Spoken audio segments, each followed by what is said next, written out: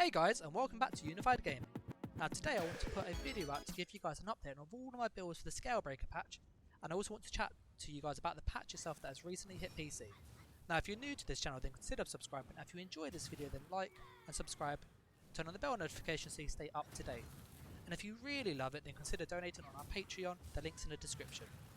Now in this video you will see that I've shown many of my Magicka classes in action: Sorcerer, Magicka Nightblade, Magden, Magicka Templar and Magicka Necromancer. And just some of the testing I've been doing in order to put updates to my builds that are on the website or to create brand new builds that are just as effective if not better than my previous ones, so make sure you're subbed. Now if you're new to this channel or just unaware, every build that I put on YouTube I extensively test myself, so that way I can give you guys help if you need it. I can put tips and trick videos up and also help with the comments. So that's kind of why it does take a bit of time. As I said, it does take some time to both just obviously test the build and modify it, but I don't really want to put builds up that are just garbage or that haven't been tested, so please bear with me. I'd hate for you guys to have something made by me that is just absolutely terrible, so that's kind of why there's been obviously a bit of a delay, but I am still working on it, so don't panic. Now, I've obviously been playing Magicka Necromancer quite a lot recently, and I've been tweaking the builds, so they will be coming onto YouTube soon, and the hope is that I can keep them as strong as they were before, if not better.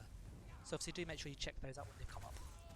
Now kind of with that out of the way, I want to have a chat about kind of the builds themselves, kind of where they all are for this sort of patch, kind of what tweaks I've made to them due to the Scalebreaker patch, and kind of why they're going to be slightly different, okay? That does mean that some of the armor sets will sort of change, some of them will try and keep the same as best as possible. So kind of this is kind of where we are so far, and we'll talk about the patch itself. Now my Magicka Necromancer damage dealer, so the Soul Bones build, I've tweaked that and is now more of a hybrid between the Frozen Colossus and the Soul Bones build, and is still undergoing testing with new armor sets. I found that the dots on the Necromancer this patch are ridiculously strong. Using the Skeletal Arcanist is really good.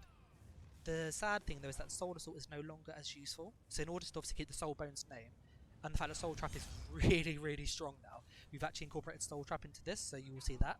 And obviously I've also been experimenting with how to create the burst that we need.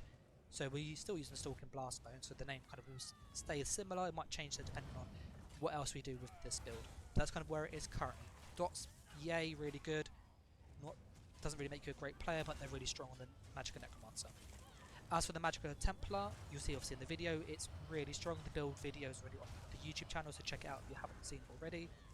The meta's changed quite a bit from elsewhere to Scalebreaker, with obviously dots now becoming really good and really viable both at range and in melee range, so definitely worth kind of sort of consider using that. But obviously with the Magicka Templar, because it has access to the cleanse, it's got really good damage, it's really good sustain, and the defense is just absolutely nuts. Like it's got pretty much max resist with 4.5k crit resist, kind of really strong. I think that's going to stay how it is, so do check it out if you are kind of wanting to play Magicka Templar. And what I really love about it is that it also buffs your team, so it's not a selfish build, it buffs your team by giving them armor through transmutation, and it also gives them extra damage as well through some of the other sets we use. Now for the Magicka Warden, on this video I've actually been trying a different variation, and also used Necropotent, and Alfiq, and that's working really well. It's undergoing testing, it is a bit squishy. I've also used my Armor Master version, I find that so much better, so the video that's on YouTube, the Resistor build, that is a lot stronger.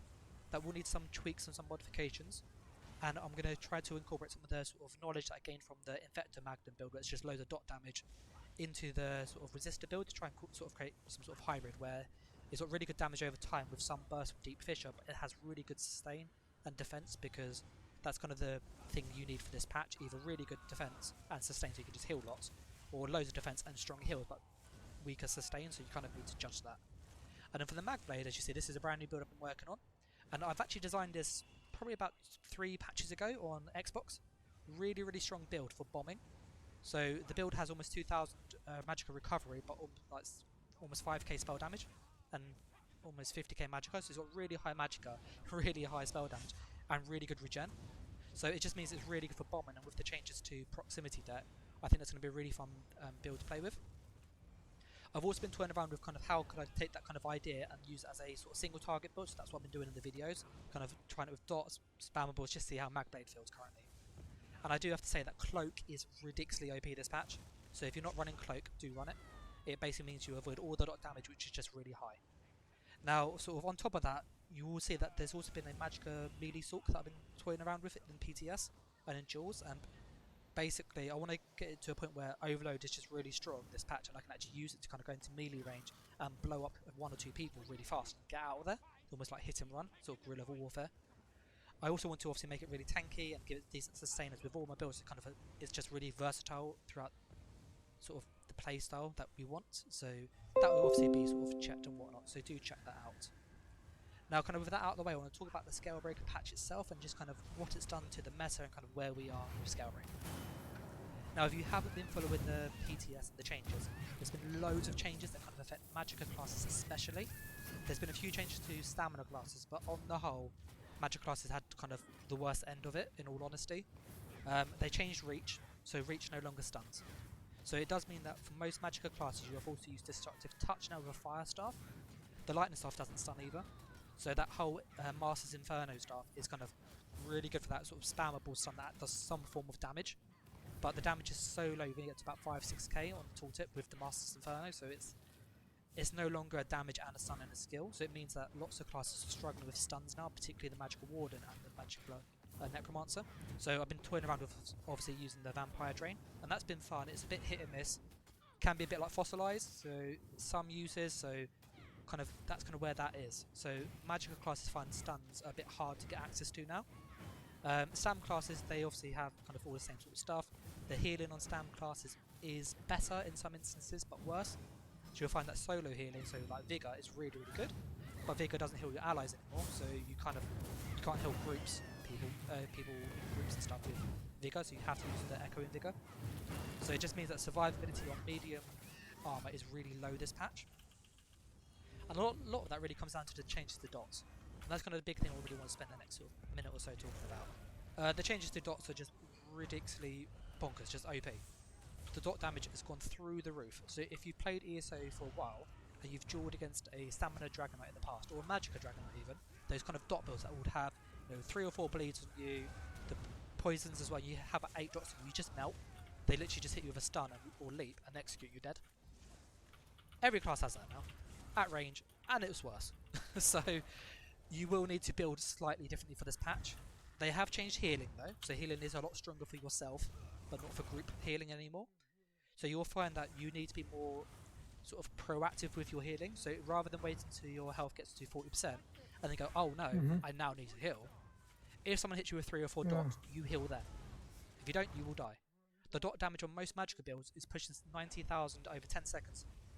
On every class at least. You've got Soul Trap hitting 25,000 to 30,000 tooltips. You've got Structured Entropy hitting 28 to 30k tooltips, giving Major Sorcery and all crazy buffs. You then obviously have a class dot for most classes. You also have Destructive Reach, which is about 25k dot.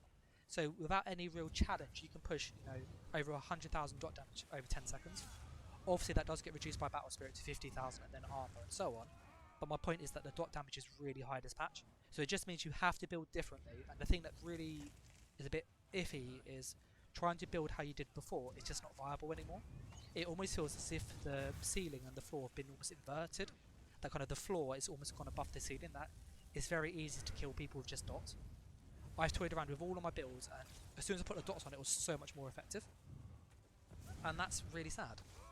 It's sad that obviously the fact that we are in a meta and in a patch where we have to play in a certain style on most specs in order to be viable.